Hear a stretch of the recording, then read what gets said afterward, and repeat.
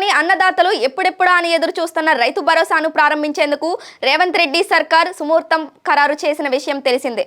జనవరి 26వ తేదీ నుంచి అన్నదాతల అకౌంట్లోకి ఎకరాకు 12,000 చొప్పున పెట్టుబడి సాయాన్ని జమ చేసే ప్రక్రియను ప్రభుత్వం ప్రారంభించినట్లు సీఎం రేవంత్ రెడ్డి ప్రకటించారు. అయితే రాష్ట్రంలో వ్యవసాయ యోగ్యమైన ప్రతి ఎకరానికి రైతు భరోసా ఇస్తామని ప్రభుత్వం ప్రకటించింది. ఈ మేరకు రైతు భరోసా పథక మార్గదర్శకాలు కూడా విడుదల చేసింది. గత ప్రభుత్వంలో గుట్టలు పుట్టలు రోడ్లకు కూడా రైతు బంధు ఇచ్చారని, కానీ ఈసారి అలా కాకుండా వ్యవసాయానికి యోగ్యమైన భూములకే, అది కూడా భూభారతిలో నమోదైన భూమికే రైతు భరోసా ఇస్తామని మార్గదర్శకాలు స్పష్టం చేసింది. ఈ క్రమంలో గ్రామాల్లో రైతు భరోసాకు సంబంధించిన అధికారులు సర్వే మొదలు పెట్టారు. ఎక్కడికక్కడ బృందాలుగా ఏర్పడి క్షేత్రస్థాయిలోకి వెళ్లి వ్యవసాయ యోగ్యమైన భూములను గుర్తిస్తున్నారు.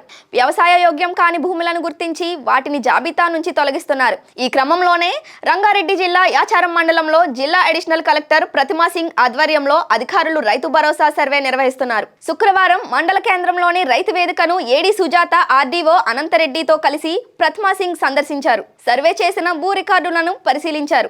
సాగు చేయని భూముల వివరాలను రైతు భరోసా నుంచి తొలగించాలని అధికారులను ఆదేశించారు.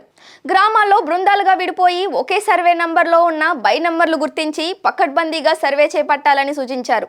రాళ్లు, రప్పలు, గుట్టలు, చెట్లు, రైస్ మిల్, పెట్రోల్ బంకులు, ఇతర పరిశ్రమలు, లేఅవుట్ ఉన్న భూములు, రోడ్ల భూములు, భవనాలు నిర్మించుకున్న భూముల వివరాలను రైతు భరోసా నుంచి తొలగించాలని అధికారులు స్పష్టమైన ఆదేశాలు జారీ చేశారు.